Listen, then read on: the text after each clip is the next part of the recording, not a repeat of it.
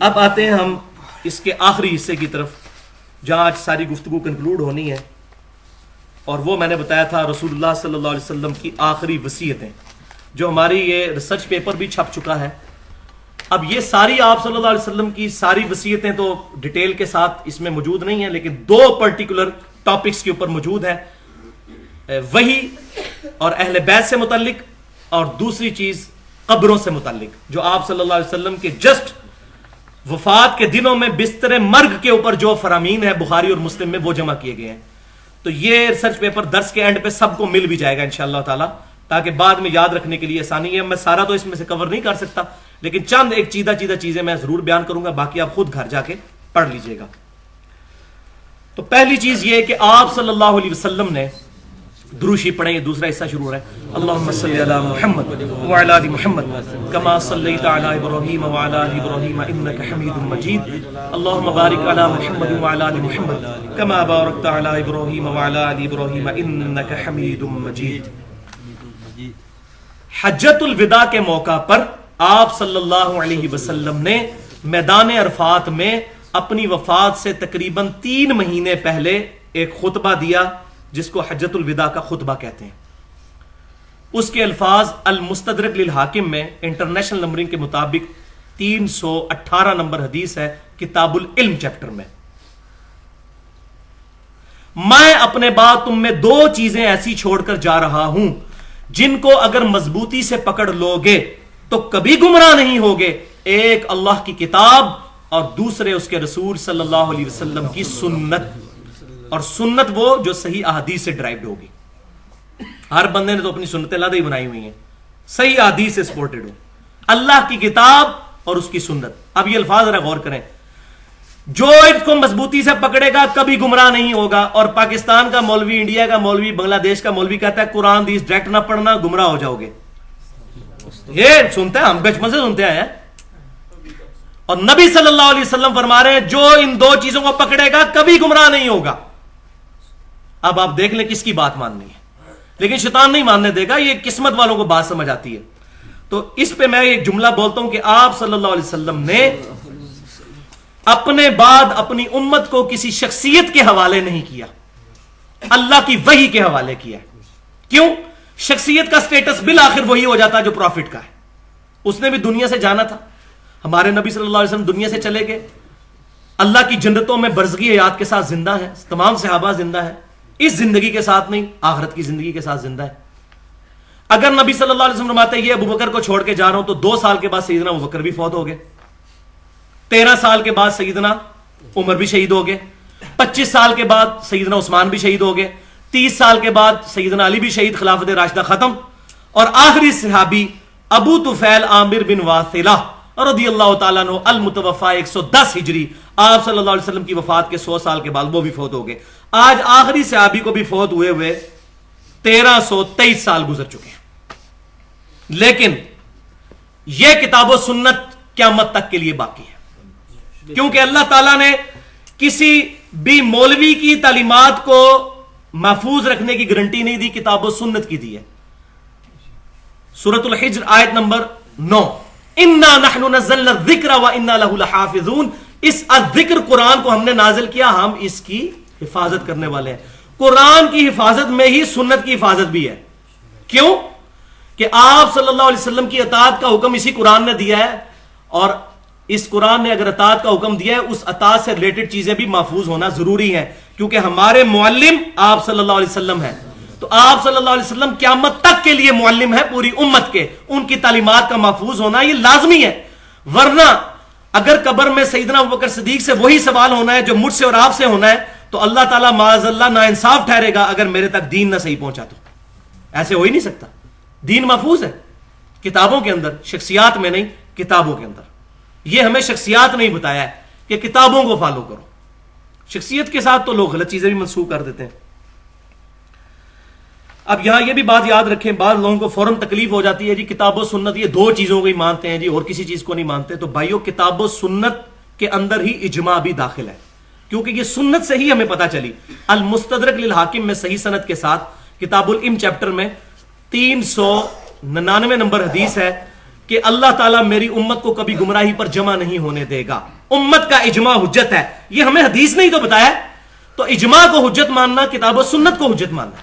اجماع کی بڑی بڑی مثالیں سیدنا ابوبکر صدیق کی خلافت، قرآن پاک کو کتابی شکل میں لے کے آنا، قرآن پاک کا غیر مخلوق ہونا، اور ابھی 14ویں صدی میں بہت بڑا ایک اجماع ہوا ہے کہ قادیانی فرقہ، چاہے غلام احمد قادیانی دجال کو نبی مانتا ہو یا مجدد مانتا ہو، یہ فرقہ اسلام سے خارج ہے. اس پہ مسلمانوں کا اجماع ہوا. اجماع قیامت تک جاری ہے. اور ایک چوتھی چیز بھی ہے، وہ بھی ڈرائیو ہے کتاب و سنت سے، اور وہ ہے اجتہاد.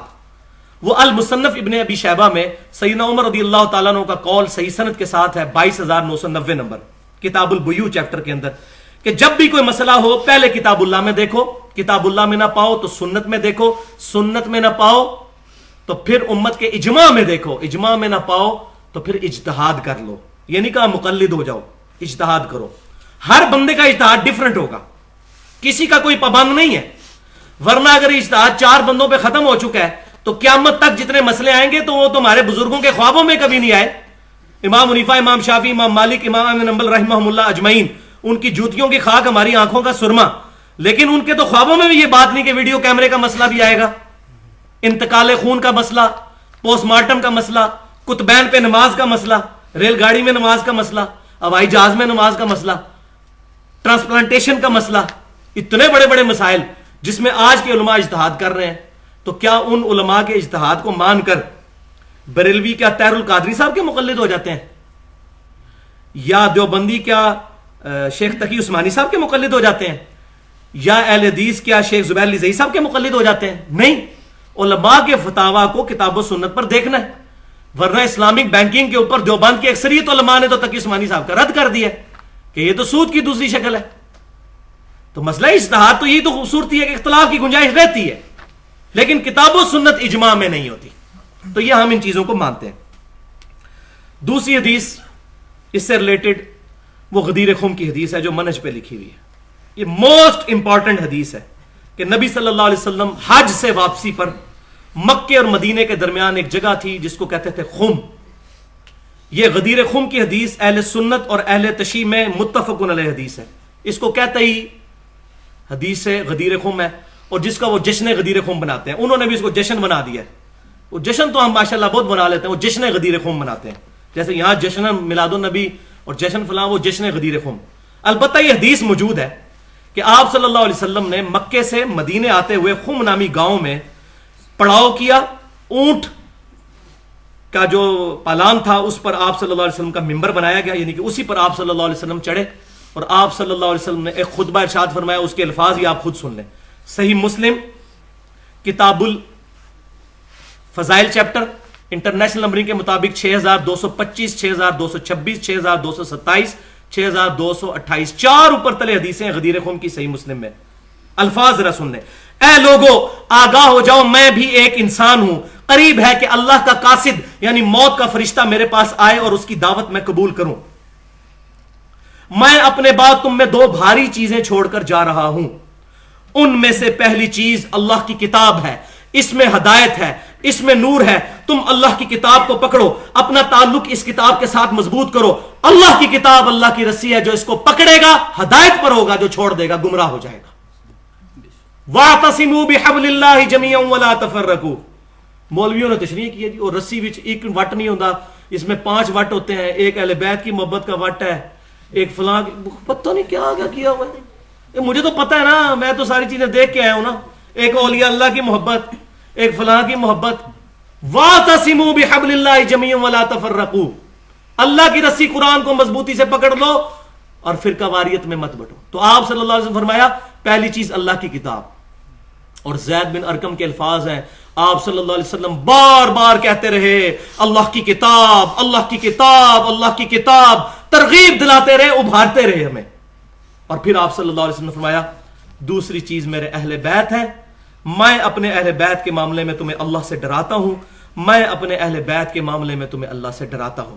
کیونکہ آپ صلی اللہ علیہ وسلم کو یہ غیبی خبر دی گئی تھی کہ آپ صلی اللہ علیہ وسلم کی وفات کے بعد آپ صلی اللہ علیہ وسلم کی امت اہل بیت کے ساتھ برا سلوک کرے گی. تو آپ نے پہلے ہی یہ فرما دیا. لہذا جن لوگوں نے سیدنا حسین رضی اللہ تعالیٰ عنہ کو شہید کیا، ڈائریکٹلی عبیداللہ ابن زیاد ہو یا انڈائریکٹلی یزید بن معاویہ، ہم ان سے کوئی محبت نہیں کرتے، ان کا معاملہ اللہ کے سپرد کرتے ہیں.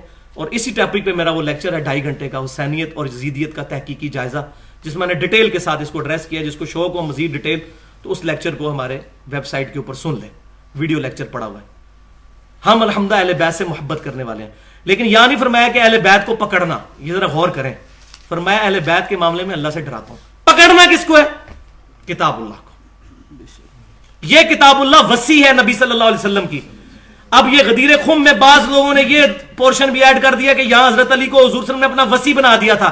اور بھائیو ہم تو یہ بھی نہیں کہتے کہ سیدنا ابوبکر صدیق نبی صلی اللہ علیہ وسلم کے وسیع ہیں، وہ تو اجماع امت ہے. آپ صلی اللہ علیہ وسلم نے اپنا وسیع کسی کو نہیں بنایا سوائے اس کتاب کے.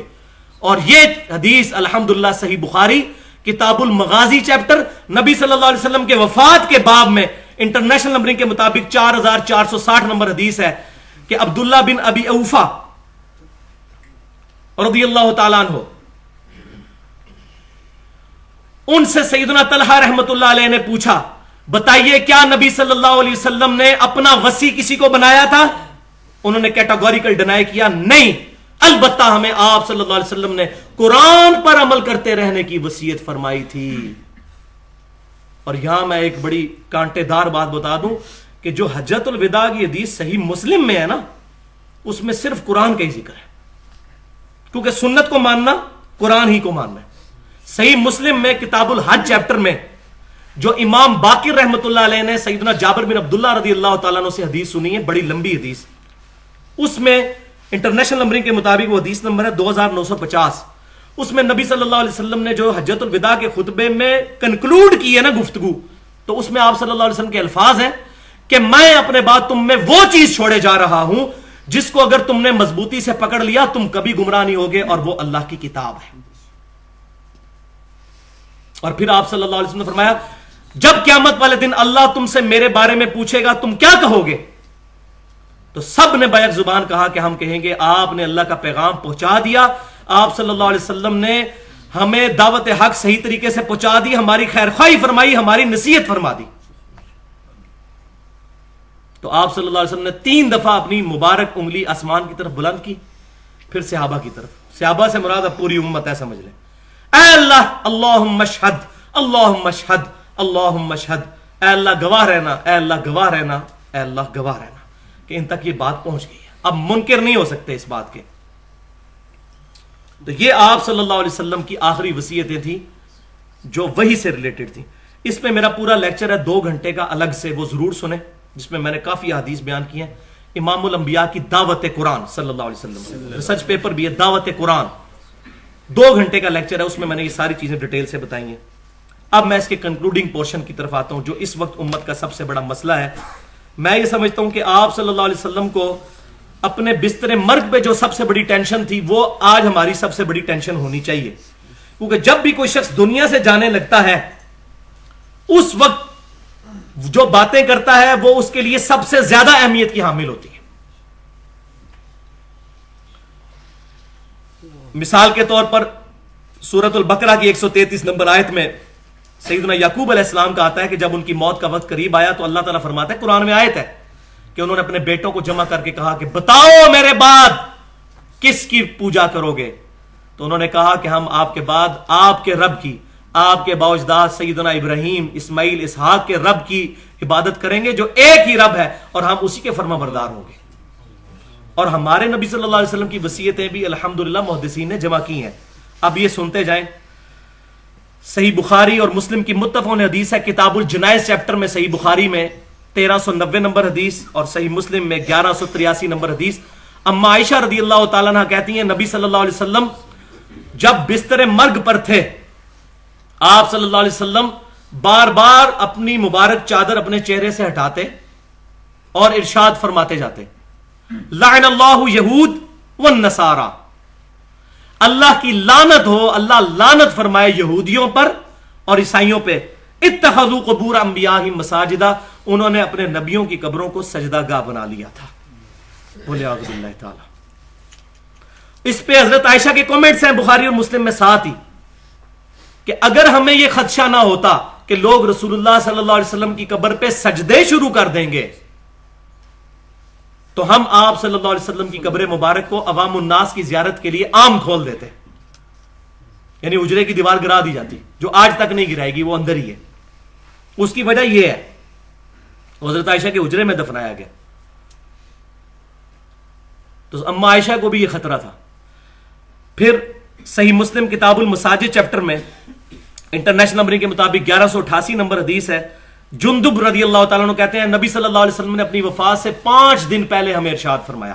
اب دیکھ لیں 5 دن پہلے، خبردار تم سے پہلے لوگوں میں جب کوئی نیک آدمی مر جاتا تھا تو اس کی قبر کے اوپر لوگ سجدے شروع کر دیتے تھے، میں تمہیں وصیت کرتا ہوں کہ تم ایسا کام نہ کرنا. پھر مسند امام احمد میں نبی صلی اللہ علیہ وسلم کی دعا ہے، 7352 نمبر حدیث ہے، اللہم لا تجعل قبری وثنا یعبد، اے اللہ میری قبر کو ایسا بت نہ بننے دینا کہ لوگ اسے پوجنا شروع کر دیں. بت کا لفظ، وثن کا لفظ استعمال کیا. جس کو بھی پوجا جائے گا وہ وثن ہوگا، چاہے قبر ہو، چاہے درخت ہو، چاہے پتھر ہو. مجھے میری قبر کو بت نہ بننے دینا ہے اللہ. پھر صحیح مسلم میں کتاب الجنائز چیپٹر میں نبی صلی اللہ علیہ وسلم نے فرمایا، 2245 نمبر حدیث ہے کہ میں تمہیں 3 چیزوں سے منع کرتا ہوں، قبروں کو پکا مت کرنا، قبروں پہ مت بیٹھنا، اور قبروں پر عمارت مت تعمیر کرنا. یہ صحیح مسلم 3 چیزیں، یہ ترتیب میں نے جو ہے وہ الٹ دی. پہلی چیز قبروں کو پکا مت کرنا، قبروں پہ عمارت مت بنانا، اور قبروں پہ مت بیٹھنا. بیٹھنا لائیو بیٹھنا بھی قبر پہ توہین ہے، اور ویسے اس پہ مجاور بن کے بیٹھنا بھی وہ بھی منع ہے. دونوں طرح سے بیٹھنا منع ہے. قبروں کو پکا بھی نہ کرنا اور عمارت بھی نہ بنانا. اب آپ خود سمجھتے جائیں. اب اس معاملے میں جو سوالات آئیں گے وہ انشاءاللہ ساتھ ساتھ ایڈریس ہوتے جائیں گے اسی کے اندر آگے. پھر حدیث ہے سیدنا ابو مرثد غنوی رضی اللہ تعالیٰ عنہ روایت کرتے ہیں، نبی صلی اللہ علیہ وسلم نے فرمایا، صحیح مسلم کتاب الجنائز 2250 نمبر حدیث، قبروں پہ مت بیٹھو اور نہ ان کی طرف رخ کر کے نماز پڑھو. یہ قبریں کیوں اتنی ٹینشن بنی ہوئی تھی، وہ آج ہمیں پتہ چل رہا ہے. بار بار قبروں کا ذکر.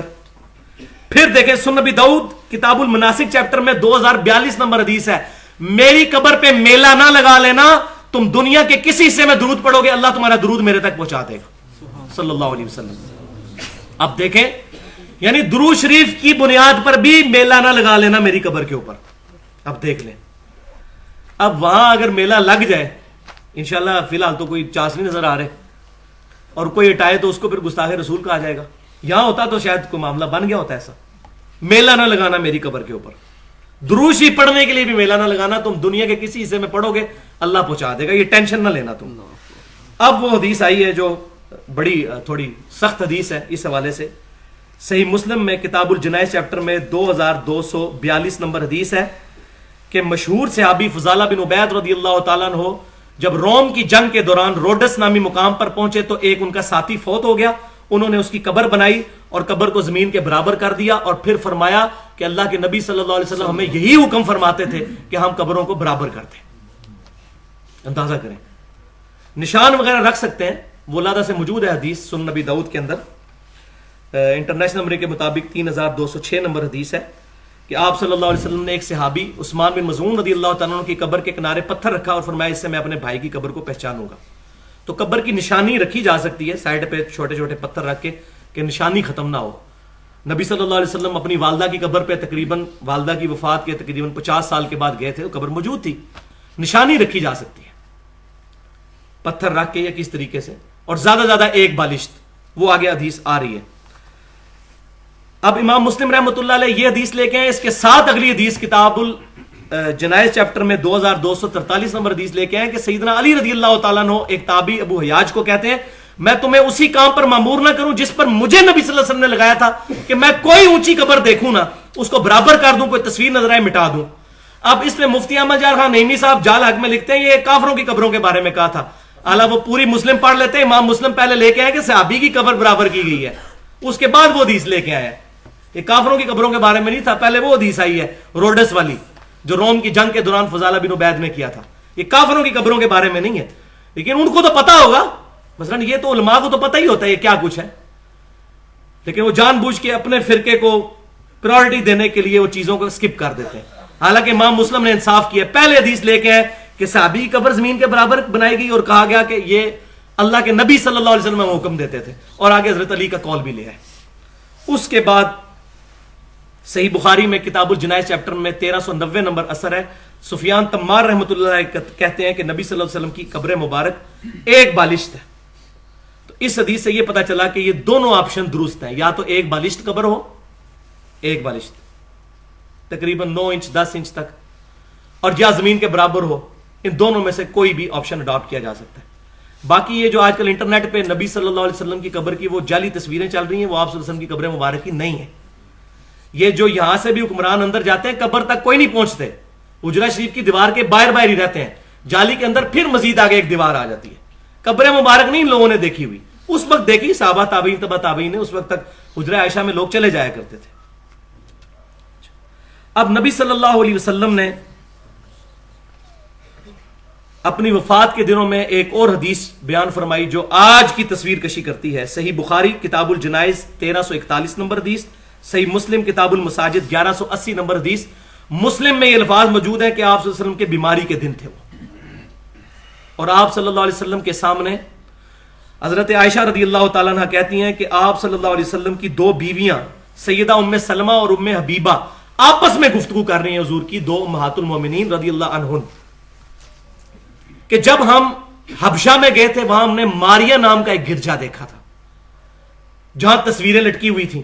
تو آپ صلی اللہ علیہ وسلم یہ گفتگو سن رہے تھے، بیماری کے دن ہے۔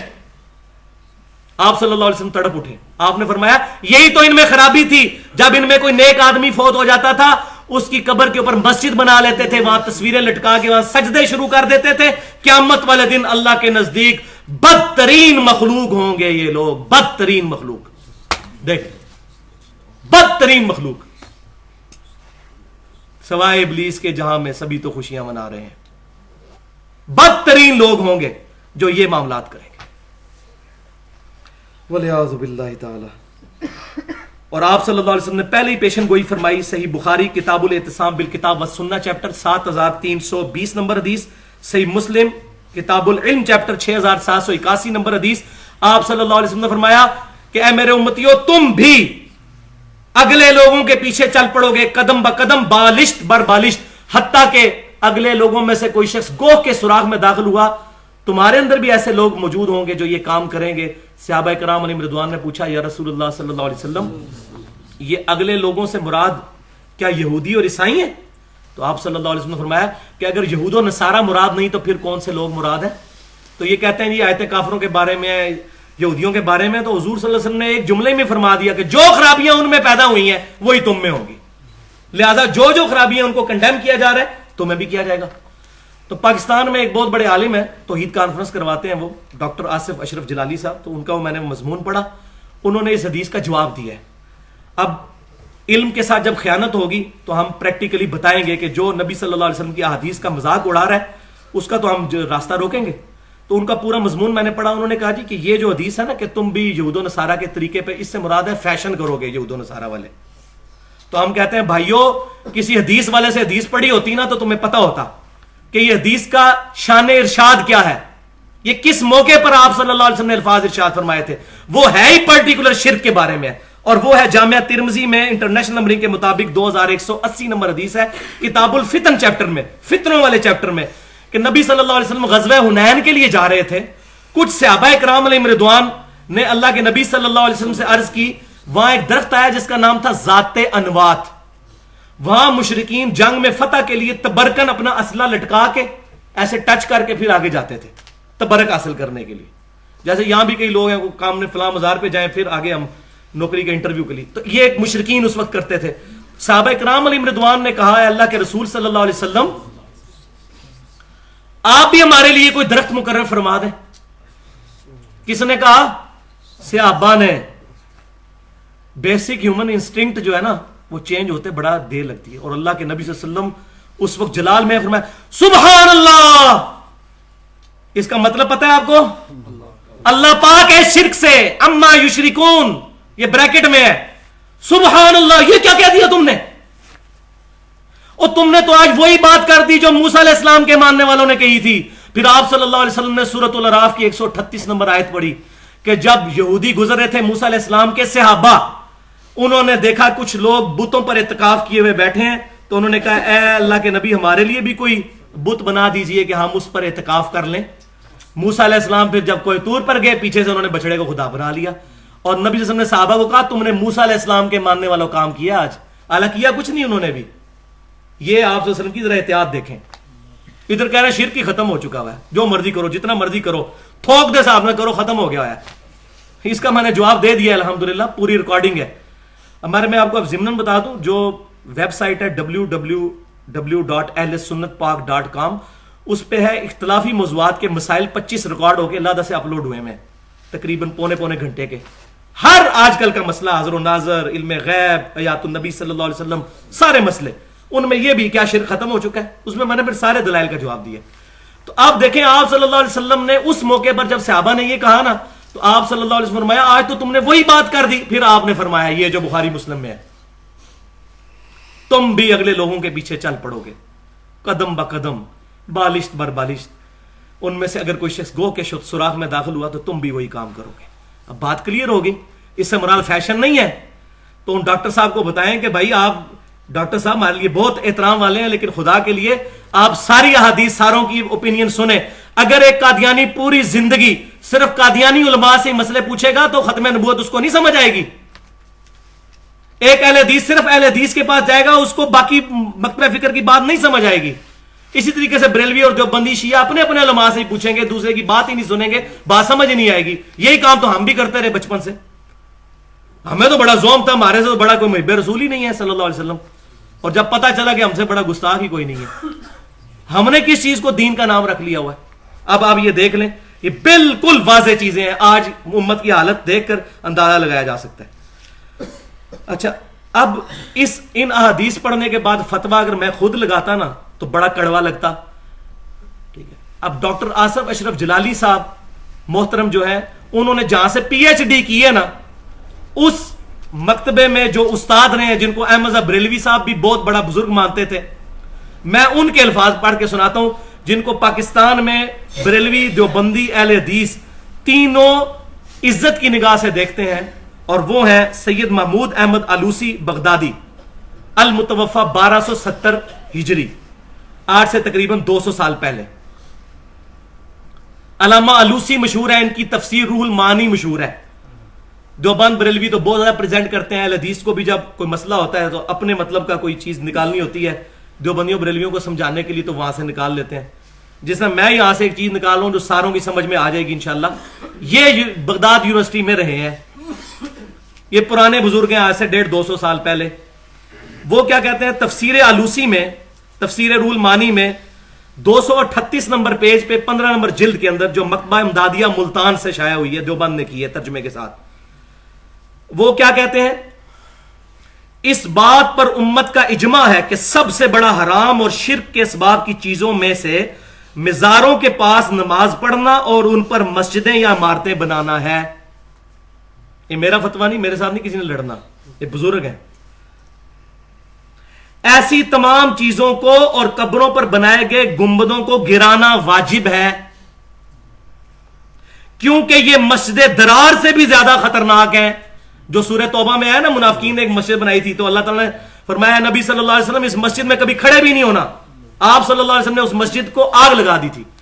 اور علامہ آلوسی کہہ رہے ہیں یہ مزاروں پہ بنے ہوئے گنبد، یہ اس مسجد درار سے بھی بڑا فتنہ ہے، اور ہے واقعی، ادھر تو پتہ چل گیا منافقین ہے، یہاں تو محبت کے نام پہ کسی کو وہم بھی نہیں ہونا، اس لیے بڑا فتنہ ہے۔ توبہ توبہ، الفاظ دیکھیں، اس سے بھی زیادہ نقصان دہ ہیں۔ اور آگے وجہ یہ نہیں بتائی کہ مجھے کوئی پرسنل ناپسند ہے، کہتے ہیں اس لیے کہ اس کی بنیاد رسول اللہ صلی اللہ علیہ وسلم کی مخالفت پہ رکھی گئی ہے۔ وہ صحیح مسلم کی حدیث، قبروں کو پکا مت کرنا، ان پہ عمارتیں مت بنانا۔ اچھا، یہاں بھی میں بتاؤں کیا ہوتا ہے۔ میرے استاد غلام رسول سعیدی صاحب، جن کی شرح صحیح مسلم سے میں نے بہت کچھ سیکھا ہے، مفتی منیب الرحمان صاحب کے مدرسے میں شیخ الحدیث ہیں، اور بریلوی مکتب فکر میں اس وقت top of the list personality ہیں۔ ان کو میں نے فون کیا آج سے 2 سال پہلے، تو میں نے کہا جی آپ نے مسلم کی پوری شرح لکھی ہے، تو صحیح مسلم میں یہ حدیث بھی آتی ہے قبروں پہ عمارتیں مت بناؤ، تو آپ کا کیا خیال ہے اس کے بارے میں؟ تو وہ کہنے لگے کہ اس سے مراد یہ گنبد نہیں ہے۔ تو میں نے کہا جی گنبد کیوں نہیں ہے؟ وہ کہتے ہیں وہ قبروں کے اوپر تو نہیں ہوتے، وہ سائڈوں سے دیواریں کھڑی کر کے اوپر آتا ہے۔ لیکن for the sake of argument agree. تو میں نے کہا اچھا آپ پھر یہ کہنا چاہ رہے ہیں کہ قبر بنی ہوئی ہو, اسی قبر کے اوپر ایسے عمارت کھڑی کر کے قبر اونچی کر دی. کہتے ہیں ہاں یہ منع ہے, قبر پر عمارت. اس میں فوق کے الفاظ نہیں الا کے ہیں, وہ ٹیکنیکلی ٹھیک بات کر رہے ہیں. عربی میں اس کے لیے فوق ہوتا ہے, الا ہوتا ہے پر, ٹھیک ہے, اپان اور اون اس کا فرق. تو میں نے کہا آپ یہی کہنا چاہ رہے ہیں نا کہ قبر کے اوپر عمارت نہیں آنی چاہیے. کہتے ہیں ہاں بالکل یہی ہے. تو میں نے کہا بھی علی بن عثمان اجویری صاحب کی جو قبر ہے لاہور میں, داتا دربار جس کو کہتے ہیں مشہور, وہ قبر تو تہخانے میں ہے, اس کے اوپر عمارت بنا کے اس کو اوپر لایا گیا, اور اوپر سے بھی باہر اوپر اتنی نکلی ہوئی ہے. آپ یہی کہہ رہے تھے نا. اب خاموش ہو گیا آگے سے. میں نے کہا بولیں. کہتے نہیں میں نے بس آپ کو بتا دیا نا. اور میں نے کہا بتائیں, آپ نے تو بتا دیا لیکن یہ بتائیں نا غلط ہے. کہتے میں نے نہیں اس پہ کچھ کہنا. تو اب ہم یہی پوچھیں گے کہ نبی صلی اللہ علیہ وسلم آپ کو زیادہ عزیز ہیں یا یہ لوگ عزیز ہیں؟ اسی لیے اس پمفلٹ کے اوپر ہم نے ایک جملہ لکھا تھا جو بڑا کڑوا لگا تھا, وہ بالکل صحیح لکھا ہے. اس کے اوپر ساروں کے اوپر لکھا ہے, ہر پیج پہ, فرقہ واریت سے بچ کر مرشد کامل امام الانبیاء والمرسلین سیدنا محمد رسول اللہ صلی اللہ علیہ وسلم کو واقعی اپنے بزرگوں سے زیادہ اہمیت دینے والوں کے لیے, جو اپنے بزرگوں سے بڑھ کر نبی صلی اللہ علیہ وسلم کو اہمیت. مجھے کئی بندوں نے کہا کون ایسا ہوگا؟ میں نے کہا اکثریت ہی ایسی ہے, کیونکہ نبی صلی اللہ علیہ وسلم اس وقت ہم میں موجود نہیں ہے, ایز اے انسٹیٹیوشن ہے. آپ صلی اللہ علیہ وسلم کی تعلیمات پر جو کسی اور کی باتوں کو پرائورٹی دیتا ہے تو ظاہر ہے کہ وہ پھر خود سمجھ لیں, لا ترفعوا اصواتکم فوق صوت النبی. نبی صلی اللہ علیہ وسلم کی آواز سے بھی آواز بلند نہیں کرنی. حدیثوں پر جس کی مرضی باتیں بلند کرتے پھر نعوذ باللہ. تو یہ بات سمجھے. اب آگے کانٹے کی بات, اور اب کنکلوژن کی طرف جا رہا ہے, اور میرا خیال ہے 15 منٹ زیادہ سے زیادہ انشاءاللہ لگیں گے, اس سے زیادہ نہیں لگیں گے. یہ کریٹیکل مسئلہ ہے جس کی بنیاد کے اوپر اس وقت جھوٹا دفاع کیا جا رہا ہے. سب لوگ مثال دیتے ہیں جی پھر گنبد خضرا بھی غلط ہویا, یہ آپ نے اکثر مثال سنی ہوگی. تو یہ کانٹا بھی الحمدللہ آج تک کسی نے جرت نہیں کی, ہم نے بھی لکھ کے دور کر دیا. وجہ یہ ہے کہ کتمان حق کرنے والے پر اللہ کی لعنت, اللہ کے فرشتوں کی لعنت, اور تمام لعنت کرنے والوں کی لعنت جو حق بات چھپاتا ہے. میں آپ سے یہ پوچھتا ہوں کہ یہ عرب کے جو یہ اس وقت بادشاہ ہیں, کاٹ کھانے والی ملوکیت, خلافت تو یہ ہے نہیں ہے, انہوں نے جو اپنے بادشاہوں کے نام کے اوپر دروازے بنائے ہوئے ہیں, باب الفہد, باب عبدالعزیز, یہ صحیح ہے؟ ہاں نہیں, یہ نہیں صحیح. تو گنبد خضرا کیا نبی صلی اللہ علیہ وسلم نے بنوایا تھا؟ صحابہ نے بنوایا تھا؟ تابعین نے, تبا تابعین نے, تبا تبا تبا تابعین نے, تبا تبا تبا تبا تابعین نے؟ نہیں. خود احمد بریلوی صاحب نے فتاوی رضویہ میں لکھا ہے, اور میں تاریخ کی کتاب کا حوالہ بھی دے دیتا ہوں جس میں یہ پوری ڈیٹیل موجود ہے. یہ کتاب وفاء الوفا جلد نمبر 1 صفحہ نمبر 435 کتاب کا نام ہے. اور اس کے مصنف کون ہیں؟ اس کے مصنف ہیں نور الدین علی بن احمد سمہودی, المتوفا 911 ہجری, 8 سے تقریباً 500 سال پہلے. انہوں نے لکھا ہے کہ یہ گنبد خضرا کب بنا. گنبد بنانے کی ٹیکنالوجی قبل از مسیح ہے. اس وقت بھی ہیکل سلیمانی بنا ہوا تھا. نبی صلی اللہ علیہ وسلم سے کتنے سو سال پہلے کا ہیکل سلیمانی بنا ہوا تھا. لیکن کیا وجہ تھی صحابہ کرام نے کیوں نہیں گنبد بنایا, کیوں نہیں وہاں پر عمارت کھڑی کی, اسی حجرے میں کیوں دفن کیا؟ وہ تو حدیث موجود ہے جامعہ ترمذی میں صحیح سند کے ساتھ, کتاب الجنائز چیپٹر میں 1018 نمبر حدیث ہے کہ ہر نبی کو وہیں پر دفن کیا جاتا ہے جہاں اس کی وفات ہو. تو نبی صلی اللہ علیہ وسلم کی وفات حجرہ عائشہ میں ہوئی, وہیں آپ کو دفن کیا گیا. اس وقت وہ مسجد نبوی کا حصہ نہیں تھا, مسجد نبوی سے ملحقہ تھا. اب وہ توسیع کے دوران جو ہے وہ بدقسمتی کے ساتھ وہ سارا معاملہ جو ہے وہ اکٹھا ہو گیا ہوا ہے. اور میں سمجھتا ہوں اس کی وجہ سے بے رحمتی زیادہ ہو رہی ہے, کیونکہ لوگ جعلی شریف کے آگے بھی نبی صلی اللہ علیہ وسلم کی طرف پیٹ کر کے نماز پڑھ رہے ہوتے ہیں. اس کی بجائے اس کو باہر ہی رہنے دیتے, کم از کم اس طرح کی بے ادبی تو نہ ہوتی, اولاد ہی رہتا جس طرح پہلے تھا الگ. تو الٹا اس کی وجہ سے بے رحمتی ہو رہی ہے کہ پیٹ ادھر کر کے تو نماز پڑھ رہے ہوتے ہیں, قبلہ رخ ہو گئے. تو یہ اب سمجھیں, اس کی باتیں بھی سامنے ہیں. اب یہ چیزیں جو ہوئی ہوئی ہیں غلط ہے. دنیا جو ہے وہ بقدر ایفرٹ ہے, آخرت میں حساب ہونا ہے. دنیا میں تو یزید نے بھی 3 دن تک کے لیے واقعہ ہرہ کے دوران مسجد نبوی میں گھوڑے باندھ دیے تھے, وہاں لید کرتے رہتے. 3 دن تک مسجد نبوی میں نماز نہیں ہوئی تھی. تو اب یہ کہیں گے اللہ کی مرضی سے ہوا ہے. اللہ کی اجازت سے ہوا ہے, مرضی سے نہیں ہوا. اس کا فرق سمجھیں. اجازت یہ ہے کہ آپ آرام کھائیں, آپ کے پیٹ میں درد نہیں ہوگا. اللہ نے اجازت دی ہوئی ہے پیٹ کو کہ آرام پہنچنے سے درد نہیں کرنا, لیکن آخرت میں فرمایا جو یتیموں کا مال کھاتے ہیں دوزخ کی آگ بھر رہے ہیں. دنیا میں وہ آگ نہیں ہے, دنیا میں یہ مورل لا ایکٹیو نہیں ہے, آخرت میں ہو جائے گا. اجازت ہے, مرضی نہیں ہے. نماز نہ پڑھے اجازت ہے آپ کو, لیکن اللہ کی مرضی اس میں نہیں ہے. اجازت کا لفظ اس لیے بولا جا رہا ہے کہ ایک نماز چھوڑ دیں, لتر پڑے ہمیں, دوسری دفعہ مسجد میں پہنچے ہوئے ہوں, لیکن دنیا میں یہ لاز ایکٹیو نہیں ہے. لہذا جو کچھ ادھر ہو رہا ہے دنیا میں, مسجد نبوی میں جو کچھ ہوا یا اس طریقے سے چلتا جا رہا ہے, اللہ کی اجازت ہے, مرضی نہیں ہے اس میں. اس کا فرق آپ سمجھیں.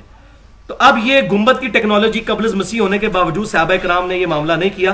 تو اب یہ علامہ سمودی لکھتے ہیں الوفاء الوفا میں کہ 678 ہجری میں, کب 678 ہجری, 11 ہجری میں آپ صلی اللہ علیہ وسلم کی وفات ہوئی ہے.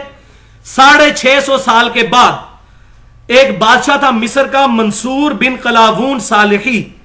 یہ بادشاہ اسی سال تخت پہ بیٹھا تھا.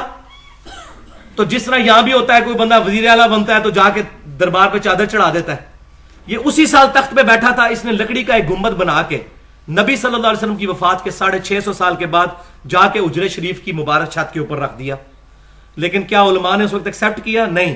آگے وہ لکھتے ہیں اس نے کمال احمد برہان کے مشورے سے لکڑی کا گنبد بنوا کر حجرہ عائشہ رضی اللہ تعالیٰ عنہ کی چھت مبارک پر لگا دیا اور اس کا نام قبہ رزاق پڑ گیا. اس وقت کے علماء ہر چند کے اس صاحب اقتدار کو روک نہ سکے, مگر انہوں نے اس کو بہت برا خیال کیا, حتیٰ کہ جب اس کام کا مشورہ دینے والا کمال احمد برہان معزول کر دیا گیا تو لوگوں نے کہا کہ اس کی معزولی اللہ کی طرف سے اس فعل کی سزا ہے کہ اس نے گنبد کا مشورہ دیا تھا. یہ میں نے نہیں لکھا, یہ لکھ رہے ہیں علامہ سمودی, بزرگ 500 سال پرانے. تو بزرگوں کے ماننے والے بزرگوں کی بھی مانے نا, ہمارے لیے تو وہ حدیث ہی کافی صحیح مسلم کی. تو یہ معاملہ ہوا. اب میں یہ آپ کو بتاؤں کہ اس کو بنیاد بنا کر اس طرح کے معاملات کرنا, تو اس کی حقیقت خود بخود سامنے کھل جاتی ہے. نبی صلی اللہ علیہ وسلم کی ایک حدیث میں پڑھوں گا اپنا غصہ نکالنے کے لیے, صرف صحیح بخاری کتاب الفضائل انٹرنیشنل نمبرنگ کے مطابق 1867 نمبر, صحیح مسلم کتاب الحج 3324 نمبر حدیث. سیدنا علی کہتے ہیں نبی صلی اللہ علیہ وسلم نے فرمایا مدینہ حرم ہے, جس نے مدینے میں بدعت کو جاری کیا اس پہ اللہ کی لعنت, اللہ کے فرشتوں کی لعنت اور تمام لعنت کرنے والوں کی لعنت جس نے مدینے میں بدعت کو جاری کیا.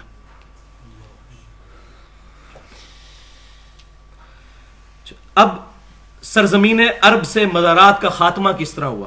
آپ کو حیرانگی ہوگی کہ تقریباً 8 سے 100 سال پہلے, پچھلے 750 سال سے عرب میں بڑے بڑے مزار بنے ہوئے تھے, جس کی تصویریں بھی موجود ہیں ویڈیو کیمرے کی کھینچی ہوئی انٹرنیٹ پہ.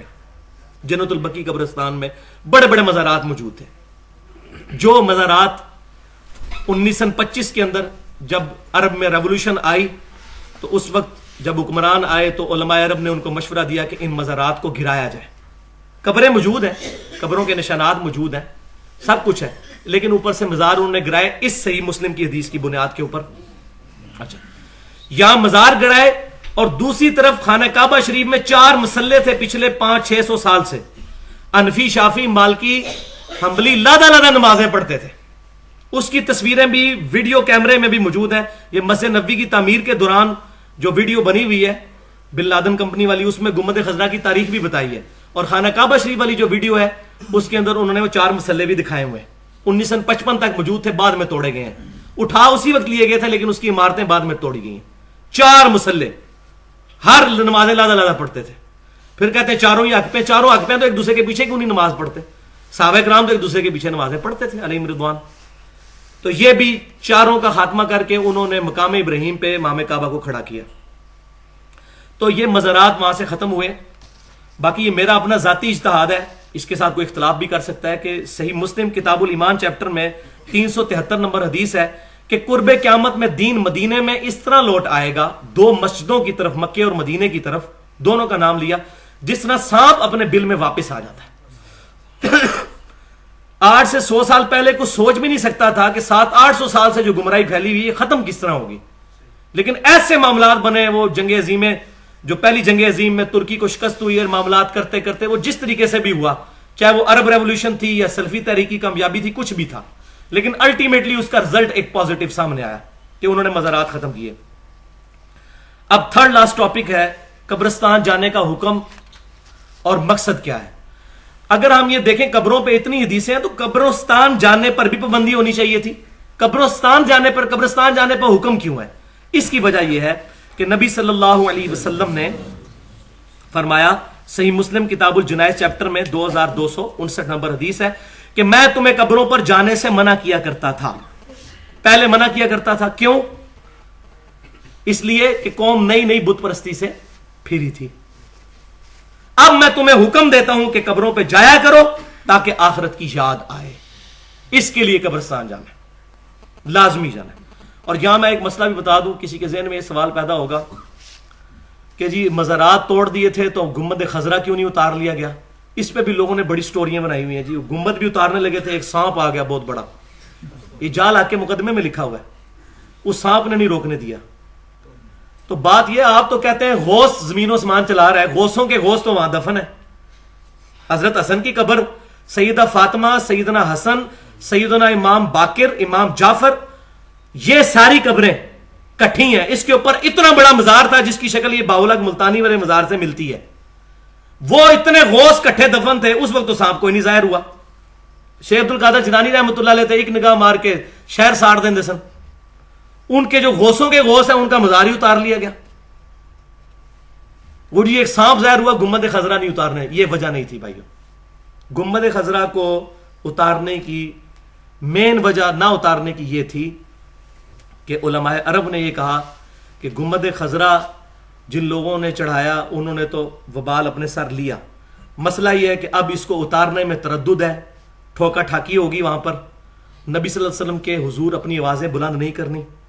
آج بھی جالی شریف کے اوپر یہ آیت لکھی ہوئی ہے، ان الذین یغضون اصواتهم عند رسول اللہ، بے شک وہ لوگ جو اپنی آوازیں رسول اللہ صلی اللہ علیہ وسلم کے حضور پست رکھتے ہیں، اللہ نے ان کے دلوں کو تقوی کے لیے چن لیا ہے. ٹھیک ہے، تو نبی صلی اللہ علیہ وسلم کے وہاں پر مزار شریف سے اس لیے گنبد نہیں اتارا گیا. اگر اتار لیتے نیچے چھت تو موجود ہے، یہ نہیں ہے کہ اوپر سے وہ ننگا ہو جانا ہے، وہ حجرہ عائشہ کی چھت تو موجود ہے. اور دوسرا فتنے کے ڈر سے بھی، اور یہ نبی صلی اللہ علیہ وسلم کی سنت ہے. صحیح بخاری کتاب الحج چیپٹر میں 1584 نمبر حدیث ہے، اور صحیح مسلم کتاب الحج چیپٹر میں 3249 نمبر حدیث ہے. حضرت عائشہ رضی اللہ تعالیٰ عنہ کہتی ہیں کہ مجھے اللہ کے نبی صلی اللہ علیہ وسلم اکثر کہا کرتے تھے، اے عائشہ تیری قوم اگر نئی نئی نہ پھری ہوتی جاہلیت سے تو میں خانہ کعبہ کو توڑ کے حتیم کو کعبے کے اندر داخل کر دیتا، جن بنیادوں پر ابراہیم علیہ السلام نے خانہ کعبے کو تعمیر کیا تھا. لیکن مجھے خطرہ ہے کہ نئے نئے جاہلیت سے پھرے ہیں، ایسا نہ ہو کہ اس کو نیگیٹیولی لے لیں. وہ آج تک حتیم باہر ہی ہے. تو آپ صلی اللہ علیہ وسلم نے بھی فتنے کے ڈر سے ایسی ایکٹیویٹی نہیں کی. لہذا اس حدیث کے تحت علماء عرب کا یہ جو اجتہاد ہے انہوں نے اس حدیث کے تحت کیا. باقی اس کے ساتھ کسی کو اختلاف بھی ہو سکتا ہے، مجھے اختلاف ہے، میرے خیال میں ایسا نہیں کرنا چاہیے تھا ان کو، کیونکہ اس کی مثال دے کر لوگ پوری دنیا میں مزار بنا رہے ہیں بلکہ اس کو کاپی کر رہے ہیں. لیکن چونکہ مسئلہ اجتہادی ہے، ان کی نیت پہ بھی شک نہیں ہے، ان کے سامنے یہ معاملہ ہے، اجتہاد کی یہ خوبصورتی ہے.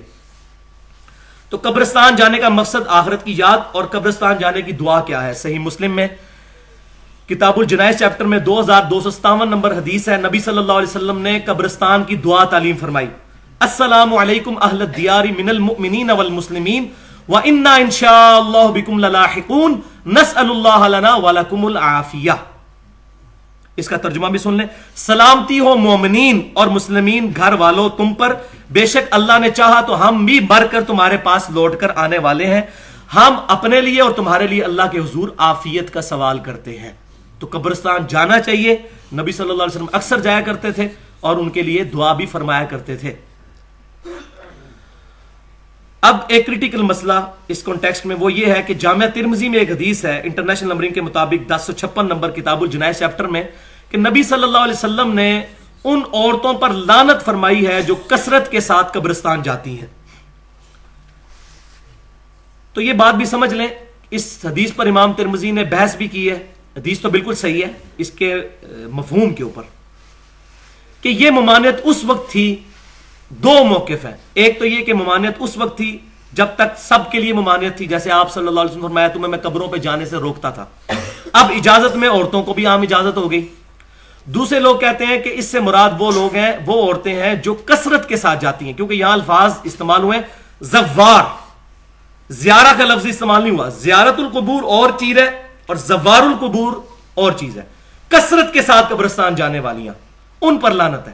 کبھی کبھار اگر کوئی قبرستان چلا جائے تو یہ ثابت ہے، جائز ہے، صحیح مسلم میں حدیث ہے. اما عائشہ رضی اللہ تعالیٰ عنہ پوچھتی ہیں، کتاب الجنائز چیپٹر 2256 نمبر حدیث صحیح مسلم کی، اے اللہ کے نبی صلی اللہ علیہ وسلم، بڑی لمبی حدیث ہے جس کے اینڈ پہ یہ ہے کہ میں اب جنت البقیع میں جب وہ پہنچی نبی صلی اللہ علیہ وسلم کو تلاش کرتے کرتے، تو نبی صلی اللہ علیہ وسلم سے انہوں نے عرض کیا کہ اللہ کے رسول صلی اللہ علیہ وسلم میں اب ادھر قبرستان میں کیا پڑھوں؟ تو انہوں نے پھر کہا کہ یہ دعا پڑھو جو میں نے ابھی دعا آپ کو سنائی. آپ نے یہ نہیں فرمایا کہ تیرا آنا ہی یہاں حرام ہے. تو یہ واضح ثبوت صحیح مسلم کی حدیث کہ عورتیں بھی قبرستان جا سکتی ہیں، لیکن کبھی کبھار، اکثر نہیں. یا تو معاملہ الٹ ہوتا ہے، مرد کبھی کبھار جاتے ہیں، عورتیں اکثر ہی پہنچی ہوتی ہیں. لیکن یہ بھی معاملہ ہے قبرستان کا. مزاروں پہ جانا مردوں کے لیے بھی حرام ہے، عورتوں کے لیے بھی حرام ہے. یہ ہے گوڑا فتویٰ. مزار پہ جانا حرام ہے. یہ بحث بعد میں ہوگی کہ ہم جو ہے وہ اسلامی فلمیں دیکھتے ہیں، غیر اسلامی نہیں دیکھتے. مسئلہ ہے کہ سینما بنانا ہی غلط ہے، سینما جانا تو بعد کی بات ہوگی نا. سینما خود ہی غلط ہے. اور یہ فتویٰ ایک صحابی کا میں آپ سنانے لگا ہوں آپ کو، کسی وہابی کا نہیں ہے، صحابی کا فتویٰ ہے. نبی صلی اللہ علیہ وسلم کی ایک حدیث ہے جو بخاری اور مسلم میں موجود ہے، کتاب الصلاۃ فی المکہ والمدینہ چیپٹر 1199 نمبر، اور صحیح مسلم کتاب الحج 3384 نمبر حدیث. آپ صلی اللہ علیہ وسلم نے فرمایا 3 مسجدوں کے علاوہ رخت سفر نہ باندھو ایکسٹرا آرڈنری ثواب کی نیت سے. یہ نہیں ہے کہ سفر ہی نہیں کر سکتے، ایکسٹرا آرڈنری ثواب کی نیت سے. ویسے تو سفر جتنے مرضی کوئی کرے کہ یہ پرٹیکولر میں فلاں جگہ پڑھوں گا تو زیادہ ثواب ہوگا، اس نیت کے ساتھ 3 مسجدوں کے علاوہ سفر نہ کرو. بیت اللہ شریف، مسجد نبوی اور بیت المقدس مسجد اقصی، اس کے علاوہ نہ سفر کرو. اب یہاں یہ بھی بات یاد رکھیں، یہ ایسا نہیں ہے کہ روزہ رسول پہ نہیں جا سکتا کوئی. مسجد نبوی شریف پہ جا کر 2 نفل پڑھ کر روزہ رسول صلی اللہ علیہ وسلم پر حاضری دینا یہ صحابہ کی سنت ہے. یہ بالکل معاملہ ڈیفرنٹ ہے. مسجد نبوی والا معاملہ بالکل ڈیفرنٹ ہے. اور نہ ہم امام ابن تیمیہ کی طرح غلو کرتے ہوئے کہتے ہیں کہ اگر کوئی بندہ مسجد نبوی کی نیت کر لے گا تو بدعتی نہیں ہوگا، اور اگر خالصتاً قبر کی نیت کرے گا تو بدعتی ہو جائے گا. یہ کنڈیمیبل فتویٰ ہے، یہ ان کی ذاتی رائے ہے. ایسا فتویٰ دینا نہیں چاہیے کہ قبر رسول کو اور مسجد نبوی کو کمپیئر کیا جائے. کیوں کہ وہ جو قبر رسول جس جگہ پر ہے صلی اللہ علیہ وسلم، وہ بخاری اور مسلم کی متفق علیہ حدیث ہے کہ جنت کے ٹکڑوں میں سے ایک ٹکڑا ہے، ریاض الجنہ ہے وہ. ٹھیک ہے جی، اس کی بہت بڑی فضیلت ہے، اور اس کا کچھ حصہ مسجد نبوی میں اور کچھ روزہ رسول والا ایسا. تو وہ مسجد نبوی کا بھی حصہ موجود علیحدہ سے، اگر وہ پارٹیشن نہ ہوئی ہو تب بھی مسجد نبوی میں بھی ریاض الجنہ کا حصہ موجود ہے، جہاں وہ وائٹ کلر کا قالین انہوں نے الگ سے ڈالا ہوا ہے. تو آپ صلی اللہ علیہ وسلم نے ریاض الجنہ کی فضیلت بیان فرمائی. المصنف ابن ابی شیبہ جو احادیث اور آثار کا مجموعہ ہے 38,000، دنیا کی سب سے بڑی آثار کی کتاب ہے، اس کے کتاب الجنائز چیپٹر میں 11,793 نمبر اثر ہے کہ سیدنا عبداللہ بن عمر رضی اللہ تعالیٰ عنہ جب بھی مسجد نبوی میں جاتے تو 2 نفل پڑھتے، اس کے بعد روزہ رسول صلی اللہ علیہ وسلم پر جا کر پڑھتے السلام علیکہ یا رسول اللہ صلی اللہ علیہ وسلم. پھر سیدنا ابوبکر کی قبر پر السلام علیکہ یا ابا بکر، اور پھر اپنے والد کی قبر پہ جا کے کہتے السلام علیکہ یا ابتا، اے میرے باپ آپ پر سلام ہو.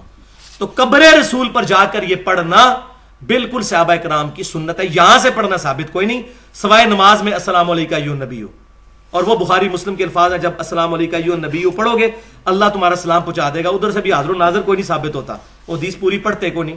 میں نے حاضر و ناظر والا مسئلہ بھی علیحدہ سے ریکارڈ کروایا ہوا ہے.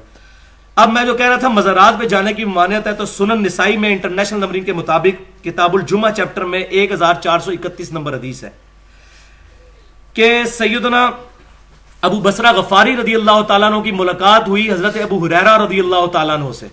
یہ بڑی زبردست حدیث ہے، یہ سننی ہے. حضرت ابو ہریرہ رضی اللہ تعالیٰ عنہ، تھوڑا سا رہ گیا بس صبر کر لیں، مجھے زیادہ اس وقت گرمی لگی ہوئی ہے. سیدنا ابو ہریرہ رضی اللہ تعالیٰ عنہ کوہ طور پر گئے. سنن نسائی میں کتاب الجمعہ چیپٹر 1431. کوہ طور پہ، کوہ طور وہ پہاڑ ہے جس کے نام پہ پوری سورت ہے، وَالطُّورِ وَكِتَابٍ مَّسْطُورٍ.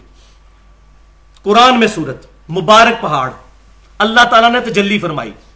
یہاں تو بزرگوں نے تجلیاں فرمائی ہوئی ہیں نا، कोहे तूर पे किसकी तजल्ली है? अल्लाह की। अब जरा सुने फतवा। अबू बसरा गफारी रदी अल्लाह ताला अन्हो से मुलाकात हुई हज़रत अबू हुरैरा की, और वो कहने लगे रदी अल्लाह ताला अन्हो कि मैं आज कोहे तूर पर गया था और वहां मेरी मुलाकात साबिका यहूदी आलिम ताबी रसूल सल्लल्लाहु अलैहि वसल्लम काब बिन अहबार रहमतुल्लाह अलैह से हुई। मैं उनको हदीसें सुनाता रहा और वो मुझे तौरात से आयात सुनाते रहे नबी सल्लल्लाहु अलैहि वसल्लम की शान के बारे में और दीन इस्लाम के बारे में। अबू बसरा गफारी रदी अल्लाह ताला अन्हु जलाल में आए, उन्होंने फरमाया, ए अबू हुरैरा, अगर तू मुझे मिल लेता ना तूर पे जाने से पहले, अल्लाह की कसम कभी तूर पे ना जाता, क्योंकि मैंने नबी सल्लल्लाहु अलैहि वसल्लम से सुना 3 मस्जिदों के अलावा एक्स्ट्राऑर्डिनरी सवाब की नीयत से सफर मत करना। बैतुल्लाह शरीफ, मस्जिद नबवी शरीफ और मस्जिद अक्सा शरीफ। कोहे तूर पे जाना उस सहाबी ने रसूलुल्लाह की नाफरमानी कहा, तो मज़ारात पे जाना उससे बड़ी नाफरमानी जो रसूलुल्लाह की मुखालफत पे बने हैं। नबी सल्लल्लाहु अलैहि वसल्लम ने मना फरमाया कब्रों को पक्का करने, इस पर इमारतें तामीर करने से। तो वो सहाबी क्या, मैं ईमानदारी से पूछता हूं, उन सहाबी को ये मसला पेश किया जाए जो कोई तूर पे नहीं जाने दे रहे, वो यहां से जुमा पढ़ने के लिए दाता दरबार या मुल्तान शरीफ जाने देंगे? कभी भी नहीं। ये सहाबी का फहम है, वहाबी का नहीं है। लेकिन जो ये बात करता है वो कहते हैं वहाबी हो गया। देखो जुल्म की इंतहा है। किताबों सुन्नत, एक मैंने इधर बहुत बड़े डॉक्टर साहब हैं, उनको पंफलेट दिया, कहते हैं ये सही लिखा लेकिन ये तो वहाबियों का लगता है। मैंने कहा अच्छा, तो ये बुखारी मुस्लिम जो है ये वहाबियों की लिखी हुई है। मसला यह है कि सबको पता है कि हक किधर है, ये बात याद रखें। अल्लाह ताला ने हर बंदे को जजमेंट दी हुई है। ये दुनिया में जब हदीसें पढ़ के कहते हैं ना ये वही बातें जो वो करते हैं, तो इनको पता है कि हक कहां पर है। हम भी यही हदीसें पढ़ के, ये कब्रों वाली हदीसों से ही मैं भी चेंज हुआ, मेन ली जो हुआ। तो आप सल्लल्लाहु अलैहि वसल्लम ने वाज़ेह तौर पर इन मामलात में, अब ये आखिरी एक गुस्ताखाना वाकया मैं सुनाने लगा हूं, इस पे कंक्लूजन हो गई है 10 की। ये मैं इंसाफ समझता था, अभी बहुत सारी चीजें रहती हैं, लेकिन मैं आपको बताता हूं रिसर्च पेपर आप वो जरूर डाउनलोड करें। एक और है कब्रों से फैज के अकीदे का तहकीकी जायजा, एक है अंधाधुंध पैरवी का अंजाम। ये तमाम उसमें तमाम चीजें डिटेल के साथ आई हैं, लेकिन ये आखिरी चीज हयातुन नबी सल्लल्लाहु अलैहि वसल्लम का मसला मुत्तफक़ुन अलैह मसला है कि बरज़खी हयात के साथ आप सल्लल्लाहु अलैहि वसल्लम कब्र मुबारक में जिंदा है, लेकिन हमें शऊर नहीं उस जिंदगी का। अब इसको आड़ बनाकर लोगों ने गुस्ताखाना वाकयात नबी सल्लल्लाहु अलैहि वसल्लम के साथ मंसूब किए। इंडिया पाकिस्तान में 2 भारी मकतबा फिक्र, नंबर 1 बरेलवी और नंबर 2 देवबंदी, इन दोनों की मुत्तफिका किताबों में ये मसले लिखे हुए हैं। देवबंदियों की जो तबलीगी जमात है उसका जो तबलीगी निसाब में एक चैप्टर है जिसका नाम है फजाइल दुरूद और फजाइल हज, इन दोनों के अंदर ये वाकया शेख ज़िक्रिया साहब लेकर आए हैं। फजाइल हज वाकया नंबर 12 सफा नंबर 166, और बरेलवियों में मौलाना इलियास कादरी साहब फिजान सुन्नत में मुसाफा और मुआनका की सुन्नतें और अदाब, उसमें ये वाकया लेके आए। उनका कोई कसूर नहीं है, ये जलालुद्दीन स्यूती ने नकल किया है। पीछे बुजुर्ग नकल कर गए हैं, ये अगले वाले बेचारे उन बुजुर्गों को बचा बचा के अपना मामला खराब कर रहे हैं। वो कहते हैं शेख अहमद रफाई साहब 555 हिजरी में नबी सल्लल्लाहु अलैहि वसल्लम की वफात के 550 साल के बाद कब्र रसूल पर हाजिर हुए। उन्होंने कहा, या रसूलुल्लाह सल्लल्लाहु अलैहि वसल्लम, जब तक मैं मिस्र में था मेरी रूह आस्ताने मुबारक पे आती थी, अब मैं जिस्म के साथ आया हूं, अपना हाथ मुबारक बाहर निकालिए, मैं आपके हाथ को बोसा देना चाहता हूं। अब मुझे बताएं वलियाज़ु बिल्लाहि ताला कि ये अगर हर हाजी यही डिमांड वहां शुरू कर दे, क्या किसी सहाबी ने डिमांड की है? किसी सहाबी ने? तो वो कहते हैं 90,000 लोगों की मौजूदगी में नबी सल्लल्लाहु अलैहि वसल्लम ने अपना मुबारक हाथ निकाला कब्र मुबारक से बाहर, उन्होंने उसको बोसा दिया, और इन 90,000 लोगों में शेख अब्दुल कादिर जिलानी रहमतुल्लाह अलैह का नाम भी जिक्र किया जाता है ताकि बरेलवी बेचारे सहम जाए। ये मैं कह रहा हूं ब्रैकेट में, कोई यार शेख अब्दुल कादिर जिलानी ने भी देखा है। ओ भाई किधर देखा उन्होंने? कोई वीडियो बनी हुई है, फौरन बुजुर्ग का नाम लगा दिया ताकि बंदा, भाई मेरे झूठ के पांव नहीं होते। ये बात कर रहे हैं 555 हिजरी, 8 से 1000 साल पहले, 8 से 100 साल पहले भी मस्जिद नबवी के अंदर 90,000 का मजमा नहीं आता था। ये 90,000 का मजमा, 1000 साल तो बहुत दूर की बात है, झूठ के पांव। और दूसरी जो लॉजिकल बात यह है, सईदा फातिमा रदी अल्लाह ताला अन्हा को नबी सल्लल्लाहु अलैहि वसल्लम की वफात के बाद किसी ने हंसते हुए नहीं देखा। उन्होंने तो कभी कभी मुबारक पे जाके इल्तिजा नहीं की कि या रसूलुल्लाह सल्लल्लाहु अलैहि वसल्लम हाथ मुबारक बाहर निकालिए। सईदा आयशा 47 साल तक उसी मुबारक हुजरे में रही हैं, 58 हिजरी में फौत हुई हैं। उन्होंने कभी नबी सल्लल्लाहु अलैहि वसल्लम के साथ मुलाकात नहीं की کسی ضعیف حدیث سے ہی ثابت کر دیں. صحابہ کے بارے میں ایسے واقعات نہیں ملیں گے آپ کو, کیونکہ یہ بعد میں مسئلہ ہوا ہے خراب, پہلے نہیں تھا. تو یہ سارے کے سارے معاملات ہوئے. اب میں آپ کو آخری حدیث سنا کے جس پہ یہ کام ختم کرنا تھا, اور وہ حدیث صحابہ کا عقیدہ کلیئر کرے گی. کتاب الاستسقاء چیپٹر انٹرنیشنل نمبرنگ کے مطابق 1010 نمبر حدیث صحیح بخاری میں, حضرت عمر فاروق رضی اللہ تعالیٰ عنہ کے زمانے میں جب قحط پڑ جاتا تو سیدنا عمر فاروق رضی اللہ تعالیٰ عنہ نبی صلی اللہ علیہ وسلم کے چچا عباس بن عبد المطلب کو لاتے اور کہتے, اے اللہ, جب تک تیرے رسول صلی اللہ علیہ وسلم ہم میں موجود تھے ہم ان کو بلایا کرتے تھے وسیلے کے طور پر, وہ دعا کرتے تھے, ان کی دعا کی برکت سے بارش نازل ہو جاتی تھی. اب ہم تیرے نبی صلی اللہ علیہ وسلم کے چچا کو لائے ہیں اور وہ چچا دعا کرتے تو بارش ہو جاتی.